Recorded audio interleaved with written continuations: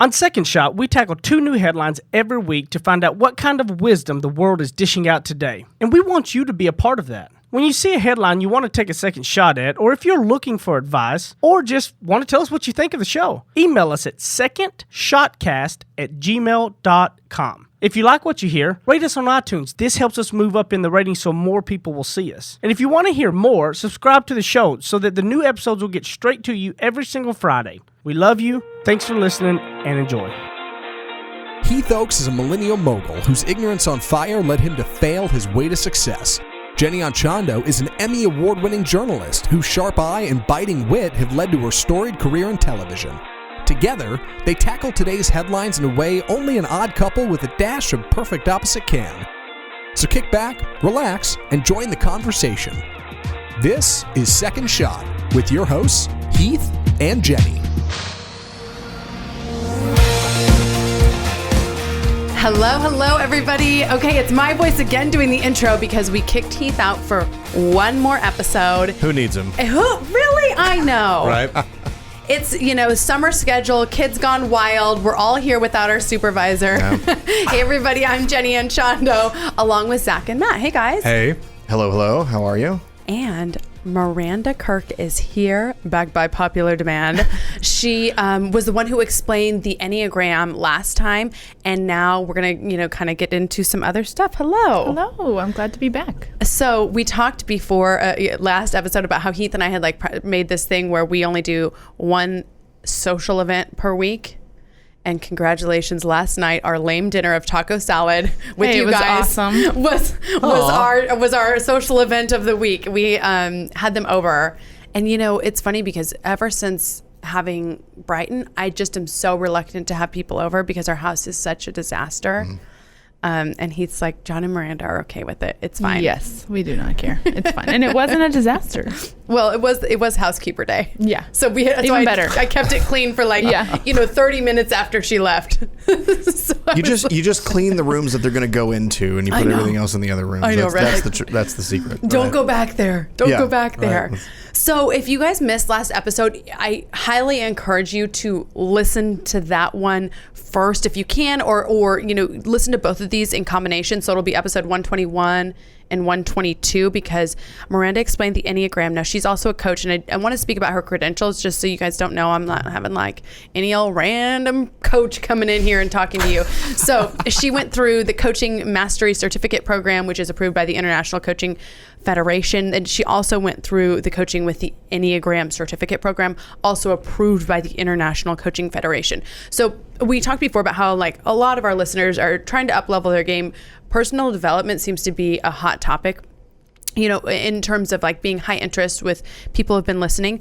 So we thought it'd be cool to kind of quiz the coach and find out what coaching is all about, because this is something I'm seeing. It's everybody on Instagram offers a coaching program. Yeah. So as a coach, what is a coach? What do you coach? Okay, well, I will say coaching is definitely a trendy topic. And I do feel like there's different types of coaches within coaching.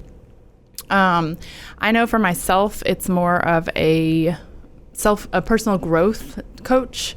I like to focus on, so clients will come in and they'll have topics outside of themselves that they want to improve on. Okay. Maybe career, maybe family, maybe spouse, maybe, friendships, or being a daughter-in-law, or whatever it is they want to improve, whatever they're struggling with or want to make it better. And so we start talking about it, and before we ever get to really finding resolution in anything external, we have to sort of work through things that are going on internally that are causing the reaction to whatever's external. Okay, so I may come to you and say, Miranda, I need a coach because my time management is not good. I feel frazzled. I feel all over the place. And you would hear that, but then think, okay, time management probably isn't your actual issue. Okay. There's always something more to the story. Okay. Than the actual thing they're coming to me for. So who's a candidate for coaching? Anyone who is ready to put in work.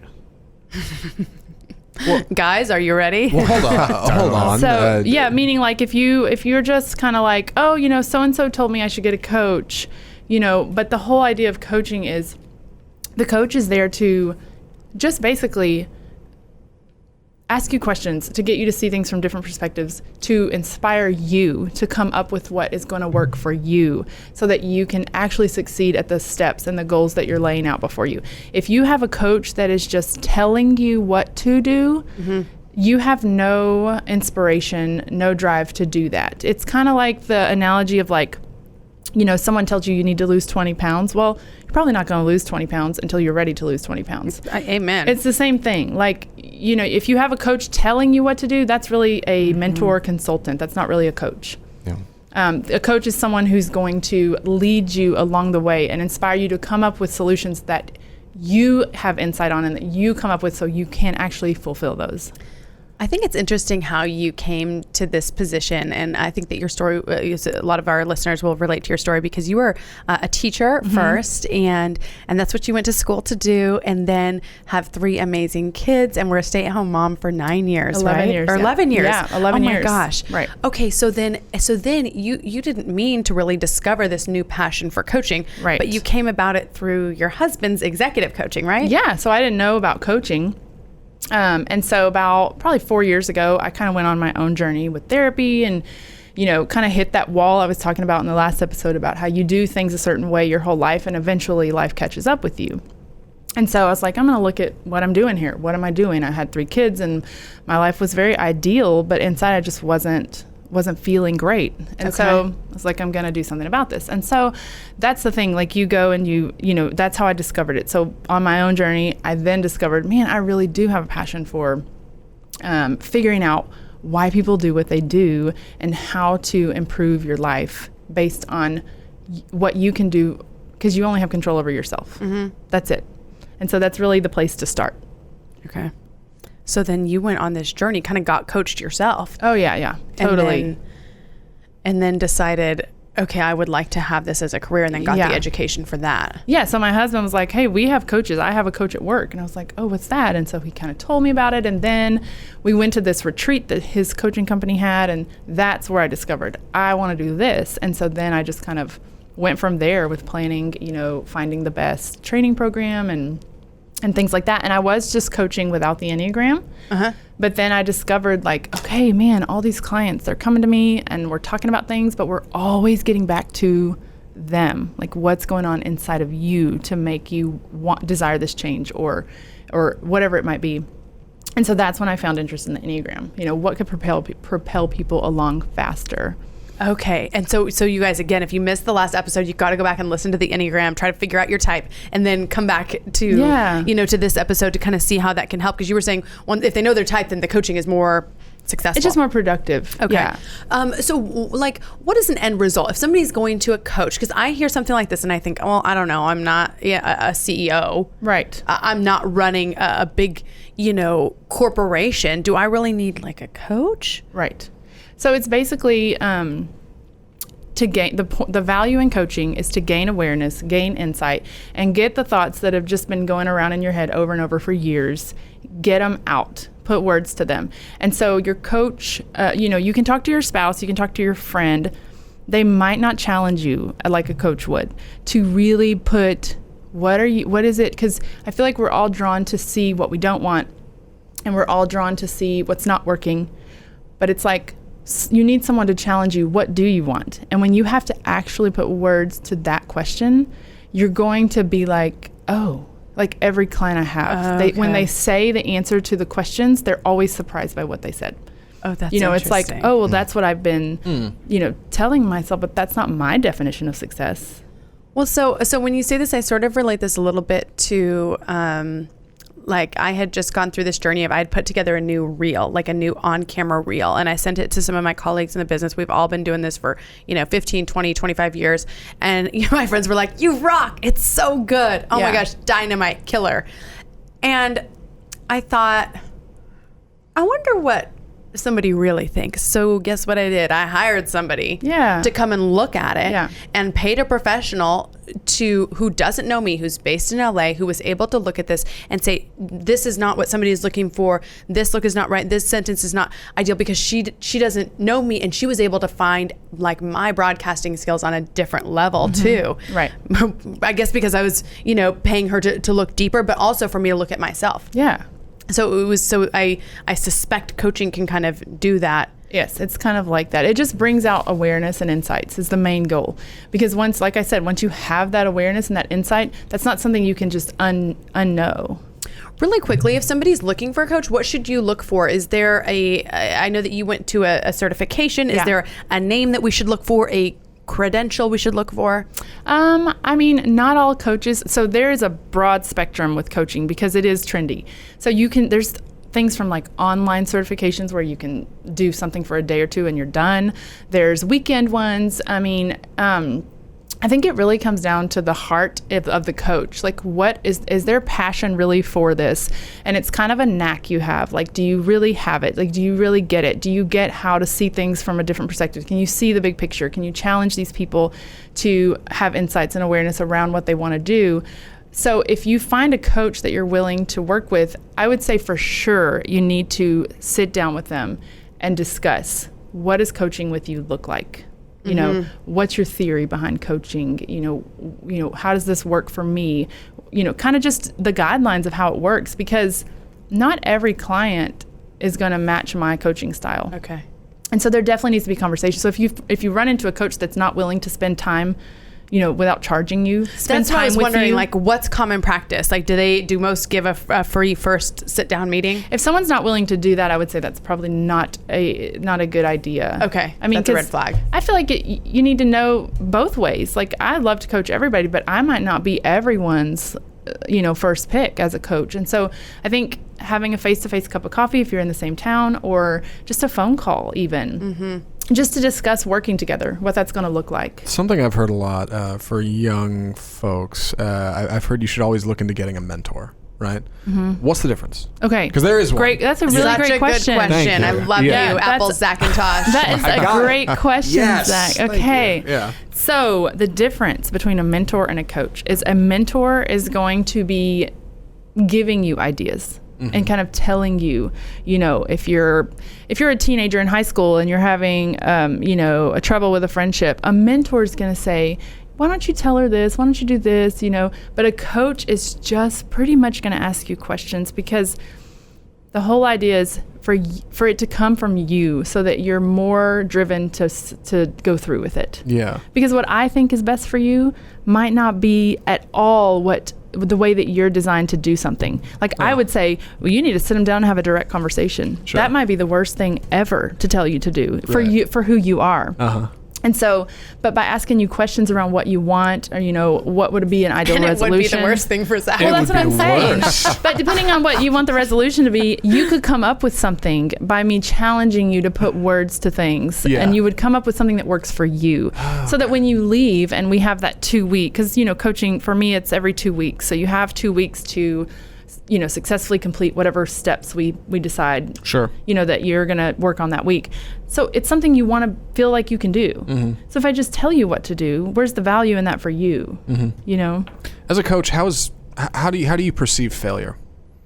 Because I think that's so important, right? Failure is an opportunity to learn and grow and succeed. Totally. And I know, when I think of coaches, I think of sports, and I think of... It's funny for you being non-sports fan. It is very funny, Yeah. I think of sports, and you win the game or you lose the game, and it's very binary. Right. But failure is so much more than that. So I'm just curious it's so how you see broad. that. When you give somebody 2 weeks to go succeed, and they don't. Okay, but How do you... So I don't look at it as what you didn't do, because so you take someone and you say, okay, you have 2 weeks, and you literally they come up with their action steps, and they are baby steps. Like, they are things you can do in 2 weeks. Fundamental. And that's the coach's job. Like, that's where a trained coach comes in handy. If you've got a client that is reaching for the stars for the next 2 weeks, it's your job to help them clarify and kind of take it in smaller steps so that they can be successful. Because the whole idea is you want to get the ball rolling. Well, what happens when the ball starts rolling? It gains momentum, right? So if you set small steps, they get them done that first 2 weeks, that gives them confidence, that gives them momentum, and they're way more likely to keep moving forward. Because that's the whole point of coaching. You just want to keep the client moving forward. And if you get back to me in 2 weeks and you say, I only got one step done, I didn't even get to the other two. It's like, well, how'd that one go? What'd you learn from that one? What can you take from that one? Yeah. And then you need to assess based on what you did on step 1, are 2 and 3 even things you still feel like you need to be working on, Okay. I like this. So it's just analyzing the small steps. Just you want to keep moving forward. Yeah. And that is client-based. Yeah, a mentor is a little bit more there to hold your hand, whereas a coach is like, look, you can spread your wings and fly, but you got to go for it. Yeah. And if you can accomplish that, you'll learn so much more about yourself Yes. and therefore the way you perceive the world for it. That's so neat. Yeah, it's encouraging, but yet challenging. And the trained coach is where it comes in handy. How good is the coach at understanding who you are, your personality, what makes you tick, what kinds of things you would do well at, then they can lead you that way with their challenges and questions, and it makes a big difference. And like you said, it's got to be from somebody who's willing to do the work, who's willing to flap the wings, who's willing to fly out of the nest. Yeah, right? it's like when you make someone go to therapy with you as an ultimatum. Like, we're getting a divorce if you don't go to therapy. Well, is that person Right. really going to put in the work at therapy? Probably not. And so I don't want a client who's not ready for coaching. So. Yeah. I like that. Okay, I feel ready to be coached. Maranda Kirk, thank you so much. It's been so good. And we will get back to our second shot, headline slinging. But first, a reminder to email us, secondshotcast@gmail.com, if you have any comments, feedback, or headline suggestions. We'll be right back.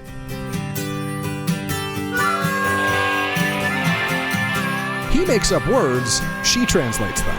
Heath and Jenny host more of Second Shot, coming up on RNCN. You guys have been listening to Second Shot and hearing us talk about it. You need to go pick up my book, Ignorance on Fire, A Journey of Failing Your Way to Success. You can get it on Amazon in a paper book. You can also hear this beautiful voice of mine in audiobook style on Audible or anywhere you're going to get your audiobooks. Guys, this book took a lot of time to put into it, and I believe it can really be some life-changing stuff to help you on your path to success. And hopefully you're going to fail your way to success just like I did. Ignorance on Fire, A Journey of Failing Your Way to Success. Amazon.com, Audible.com, audiobooks, paper books, everything. Get it, share it with your people, and I appreciate it. Thank you, guys. Go pick it up today.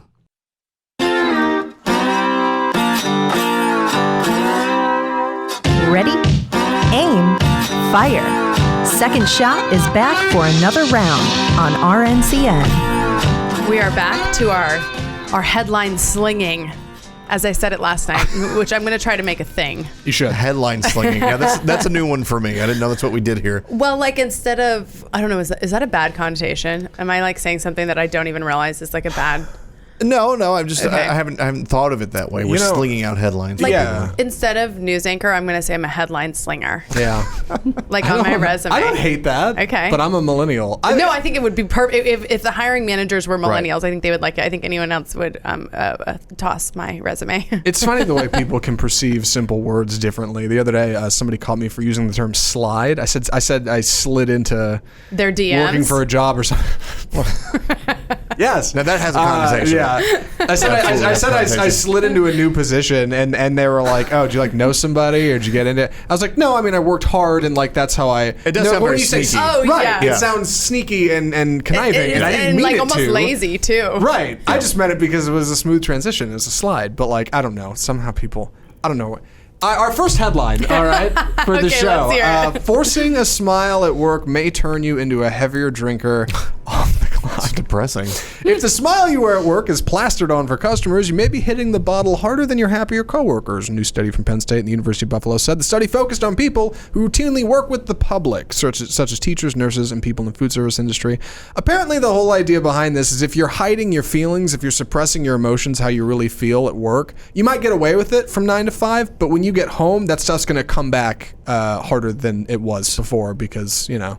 So is this saying if you're just outwardly unhappy at work that you won't feel the need to go home and drink at the end of the Yeah, day? Is because that you've what's- already chewed everybody out. Right, you got it all out. Like you don't have to medicate yourself. Surface acting and fake emotions is linked to more drinking. That's what this says. Interesting. I mean, I'm sure it's more. I have trouble believing it's exclusively drinking. I was And about to probably say, more is just it just drinking? inhibitions. Yeah. Right. You're just more prone to do Yeah. bad Like bad habits, habits things you in shouldn't general. do. Right, yeah. So I'm curious to hear the coach's perspective. Like you don't have to do a second shot on it, but just do you see that in your coaching clients if somebody's really withholding feelings that they are struggling with that? Well, I feel like anything we're doing that's unhealthy it's going to catch up with you eventually. It might not catch up with you in your 20s, but it might hit you in your mid 30s but I do think that I was a teacher and then I went straight into being a mom, a stay-at-home mom. So, you want to be, you can't unleash your real emotions on kids at school or your kids, and it's like, at the end of the day, like at bath time and bedtime, you fall onto the couch and you don't, and I don't think it necessarily has to be drinking. I agree with you, Matt. Right. It could be eating, it could be sleeping, like whatever you enjoy doing in excess to escape feelings. Right. That's what you would probably do when you turned off the work smile or whatever it may be. Right. The work smile or keeping it together for your kids because you don't want them to see you break down. Yeah. So when I heard this headline, my sort of second shot thought on this was I think about this in the volunteer world, for example, because I think a lot of us hear about, a cause that we want to lend our time to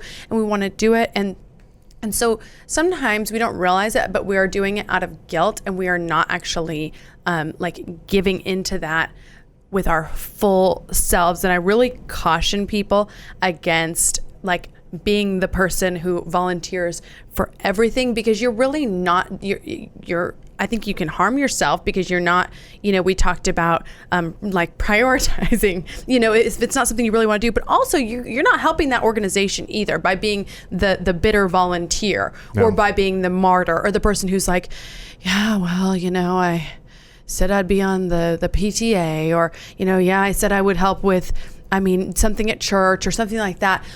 In the volunteer world, I think it's very dangerous for people to be giving of their time in not an authentic way and in not a really wholesome, generous way. And I think that we will ebb and flow in our lives. Literacy has always been sort of my big thing. I think that it's our big gift. If we can get kids to read, they can just, they can shoot off into anything that they want to. But if we don't get that, we're not getting anywhere. So that's always been sort of my priority in terms of volunteerism. But I realized when I had Brighton that I was spending time away from her to focus on literacy with other children. And that did not make me feel, I wasn't the best volunteer because I was mad because I was like, well, why am I with somebody else's child when I should be actually working on teaching my own child to read? Or at 2, I don't know, teaching her to read, but you know what I mean? Enriching her. I'm paying somebody else to be with her so that I can be with these kids. Now, for some people, that's going to be great for them because they're going to feel fulfilled by that outlet. So I'm not saying that's going to be the same case for everybody. It's just sort of the example of that would be the equivalent in this article of putting on a fake smile to do something and then coming home and feeling drained by it. Yeah. Right. So I just encourage you to be selective and be generous in your volunteerism and donations of your time, but also be really conscientious about whether you are really doing a service to that organization. Well, this story also reminds me of why I feel like the saying honesty is the best policy is a really good one because and that doesn't mean if you're unhappy at work or if you're unhappy wherever that you need to go around lighting people up and telling them exactly how you feel about them. But there's a difference between, faking everything. And if someone asks you how you're doing, you say, I'm doing great. And rather than just having a little honesty there and me saying, maybe things aren't so great and here's what's going on and here's maybe how I feel like we could help each other, in the work setting. I feel like we could do this or that. You don't have to be rude about it, but I've seen a lot of people in various different jobs I've been in where they bottle all that stuff up and they hold it all in. And when you ask them, well, have you talked to anybody about any of this stuff? Have you told anybody about this stuff that you're feeling? They'll say, no, I haven't done that. I'm just coming in and doing my job and doing my best to get through it. And where I think that's probably where you take that frustration home with you when you could just be a little bit more honest and not be rude about it, but just be a little bit more honest with people about how things are going. My question for somebody when somebody brings an office gossip to me or really any gossip to me, let's say Matt's the boss and Zach comes to me. I'm the boss. Yeah, right? Okay, CEO over here. Yes. So then Zach comes to me with a complaint. I say, oh, so what did Matt say when you brought that to him? Then stop talking. because often the response, and they might not even be intentional. Like it might be that person is really like it hadn't dawned on them, but I think it reframes it and allows them to think, wow, I actually do have some power over this situation. And and the time that I just spent complaining to you, I could have actually like gone to the source. Like broken equipment, I think we've talked about this before, like working in media, because like in media, it's notorious. I don't care how big your station, how successful it is, like the stuff is always broken. And so we all like will complain about it to each other, but it's like, oh, well, who filed a report on the broken equipment? Have you called an engineer? Did you call an engineer? What's the solution here? How do they know about it? Yeah, have you called an engineer? No. And you're right. Like when you talk about unhappiness, Matt talked to me a long time ago about this in a great way, and he said, this stuff can really turn into a self-fulfilling prophecy. If you get that snowball rolling, and it's just never going to get better because you don't change, you don't do anything different, which makes you a drinker, I guess. Well, but it's like it's not. Like, don't do that to yourself, because then you're double unhappy. You're unhappy at work and you're unhappy when you go home. Yeah. Like, where's the relief? Right. So, Miranda, what would you say to the coaching client who comes to you and says, I am so unhappy at work, but I'm pretending to everybody like I am happy? Okay, well, so I actually had a client that was really struggling at work. And so what we did was, again, we looked at her and why the things outside of her were bothering her so much. And once you can gain an understanding of that, usually they don't bother you quite so much, because you understand why and you kind of see what you're bringing to it. And so she was just unaware. And so it's not going to fix everything, but it does just give you that true understanding that you only can control you. Like, you're never going to fix the bad boss. Never. But if you gain, if there's something coming your way that gives you like a visceral reaction, there's something to that. That's where you need to dig. There's something to that about you. There's something about you that if you just had an understanding of that, it would relieve it so much for you. It every time. So did she stay at the job? She did. She did. Good. And is she doing better now? Oh, she's doing so much better because she's been able to let things go that she thought, that she had power over, but she finally realized and really truly understood there was nothing she could do, like stay in your lane kind of thing. Frozen has all the answers. Yeah.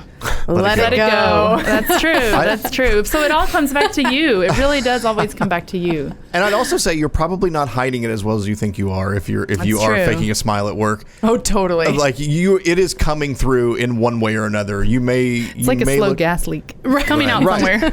Right. And people will be like, there's something up with them, or they responded, or they blew up on an email to me for seemingly no reason, where that stuff comes out eventually in one way or another, I think. Yeah, it does. Okay, you guys, I want to get a little bit deeper into Miranda's background and history, and we're going to do that. It's sort of like what led her to coaching, a deep background in her history, and I think you guys are going to find it fascinating and also inspiring. So she doesn't even know I'm going to bring this up, and I'll find out if it's okay. We'll do that in the third segment of Second Shot. Now that's what I call ignorance on fire. More of Heath and Jenny still to come. To all of my friends in the great state of Texas, if you have not taken advantage, I have a way to save you a ton of money. I have saved over about $3,000 in the last year, and I have no hassle. Go to energyogre.com, put in the promo code SECONDSHOT. Now listen, promo code SECONDSHOT, and you're going to get a free month just for signing up and saving a ton of money. So don't be crazy. Stop sitting around talking about, is this the real deal, and go do it right now. energyogre.com, promo code SECONDSHOT, and a free month. Thanks. Go get it now. Run.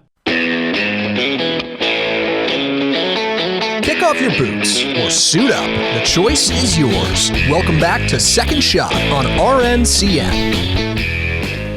Okay, I had an initial, I don't know what just came over me, but since we have Miranda here in studio and I know a little bit about her background, I thought it would be a good time to just get really real with the people who listen to this show. I think those are our best moments, and talk about, like I mentioned, Miranda is a mother of 3. She has a coaching business. She was also, went to college, became a teacher, has this exceptional life, I think, from the outside, but I also know the backstory and that it took her a lot of work on herself in order to get there. And I was hoping, Miranda, you could tell us a little bit about, like what your childhood was like and kind of how you came to the place you are today. Okay, so I am the type of person who is gonna take charge, gonna fix everything, gonna make sure everybody's okay. So that's kind of the role I took in my family. I did whatever I had to do to, in my mind, keep the peace, keep everything going smoothly, which obviously I wasn't doing anything. Was but there a lot I thought of chaos? I was. Yeah, so I grew up, my mom was a single mom. She had my sister and I, and then she married my stepdad when I was 2. My real dad, was out of the picture, gave up all rights to both of us, which was definitely a blessing in the long run. Not too good of a guy there. And so my stepdad was my dad from 2, but my parents were young. I mean, my parents didn't have blogs to read and internets to look at. I mean, they were young, and you don't know what you don't know. They were doing the best they could with what they had. Now, it was less than desirable childhood. Dynamic-wise, it affected me and my sister totally different. Had a stepbrother in there as well. I kind of grew up and took the mindset of I took control by saying, I'm going to do different than everybody around me. Because in my mind, everybody around me was failing, making bad choices.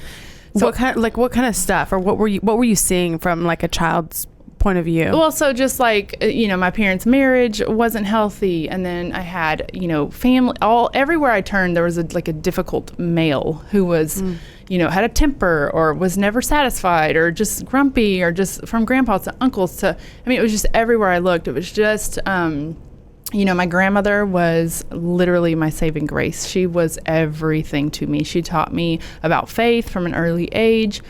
She was wonderful. And my mom worked. My parents worked. There was no vacation. There was no oh, what are we doing next weekend? It's well, we're working, and then we're hanging out with family. And that's all, that was the extent of it. And so, and you were in a small town. Yeah, small town. So I took control, in my 8-ness. It's all about taking the control. So in my mind, I took the control by saying, these people can neglect my emotions. They cannot, validate anything I'm doing, but they can't take away my decision making. That's mine. And so I decided from a young age, I'm not going to screw up like everyone around me, and I'm not going to do it. And I didn't do it. I just did whatever I had to do to make sure that I made different choices. My sister, on the other hand, had a very different outcome. She struggled with promiscuity from a young age.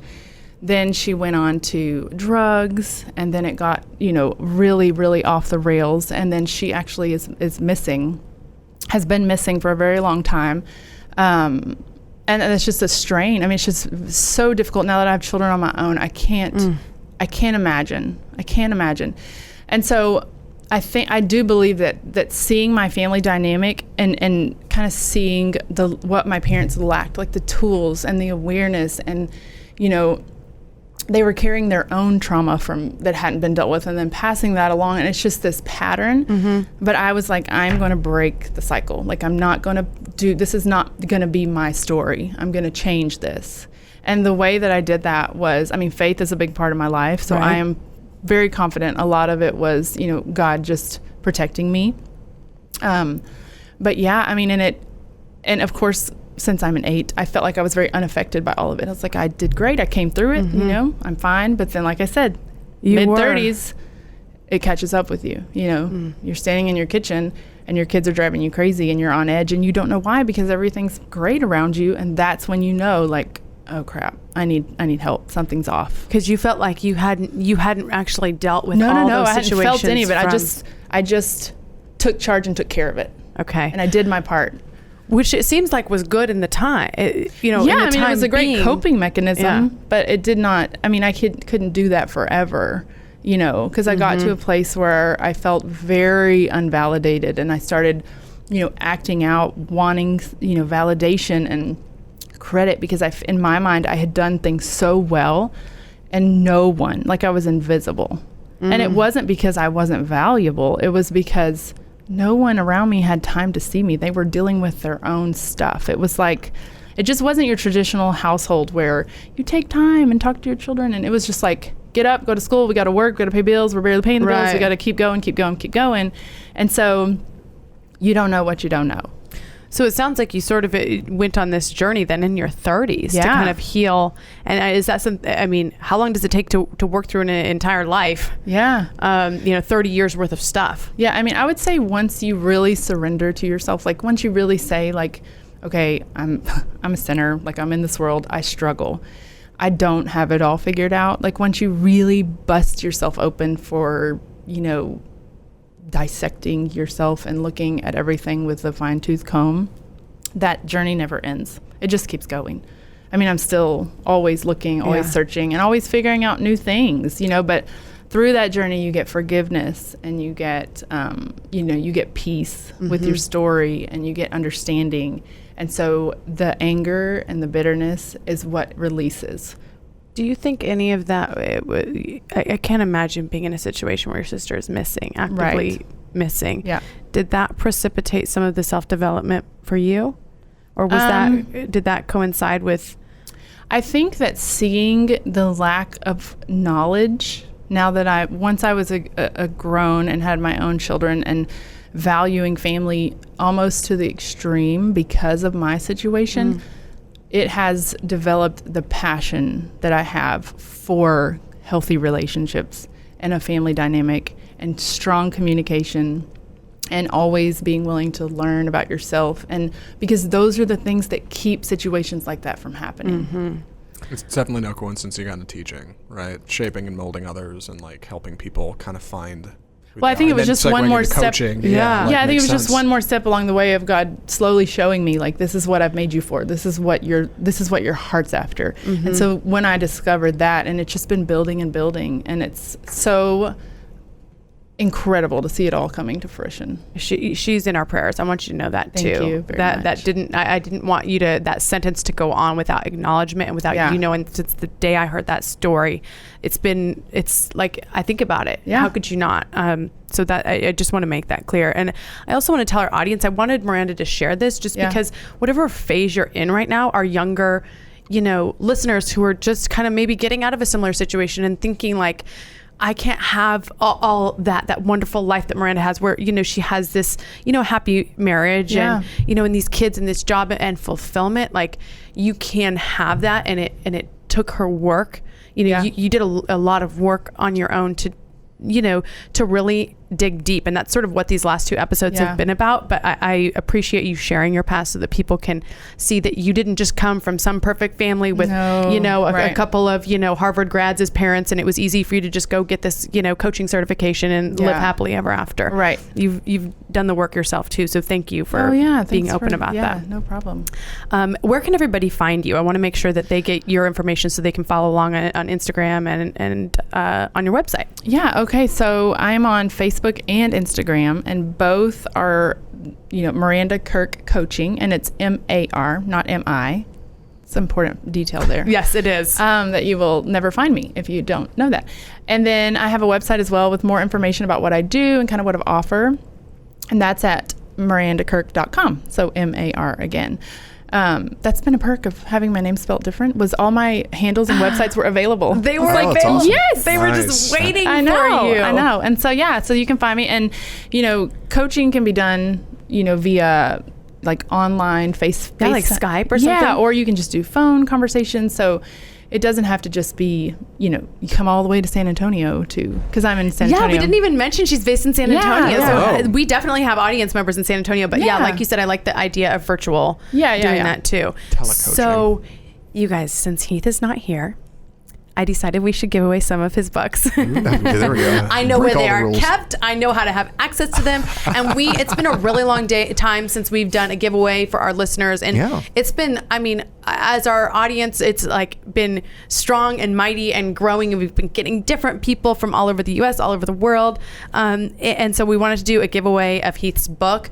If you were listening earlier, you probably saw or heard him speaking about it. It's called Ignorance on Fire, A Journey of Failing Your Way to Success. And it is sort of his journey from somebody who dealt with some learning disabilities and with some challenges at home, and with, up to becoming the youngest executive at his company, and husband of the year and dad of the year, and all these different things. So it's also a really good book for new graduates. A lot of people get it for that, but also a lot of my adult friends have read it and listened to it. endorsed by Bob Berg from The Go-Giver. I have to give that a shout out because I am obsessed with Bob Berg. He's been on the show. We just adore him. And so his sort of, endorsement of the book means a lot. So here's the plan. I will give the details on both the Second Shot Instagram page, Second Shot Podcast on Instagram, and in the Second Shot Facebook group. So if you want to win a book, you've got to go on there to get the details, and I'll give away 3. Who knows? Maybe more. All right. Oh, wow. Look at that. Feeling generous. What do you guys think? You guys think that'll be good? I think we plug it every week, so everybody should already have it. But in case you don't, True. Here's your chance to get it for free or get an extra copy to give away. Yeah, to give away. That's right. Yes, exactly. You can get it on Amazon. I love how Amazon will always they'll be like suggested books, and it's like Ignorance on Fire. I'm like, okay, thanks. Got that one. Thank you. Got that one. I finally listened to the audiobook version, and you did? It's really good. And I have such an appreciation for it because that was like such a challenge for Heath to do. Yeah. But we've already decided if he does another audiobook that Zach and Matt and I can read it. Yeah. Oh my God, I'd be honored. Yeah. We can do it for them. So if you guys want to connect with me, my website is jennyannchondo.com. I will, of course, be in the Second Shot group. Also on Instagram, Jenny Ann Chondo, and Twitter, Jenny Ann Chondo TV. At Apple Zackintosh on Twitter and Instagram, Facebook.com/group/Second Shot. Come get a book. And you can find me, Matt Stoker 1, on Instagram and in the Facebook group. Come say hello. You guys, do not forget to give us a rating or review. We will be giving away books for that too. So stay tuned for that, and we will chat with you all next week.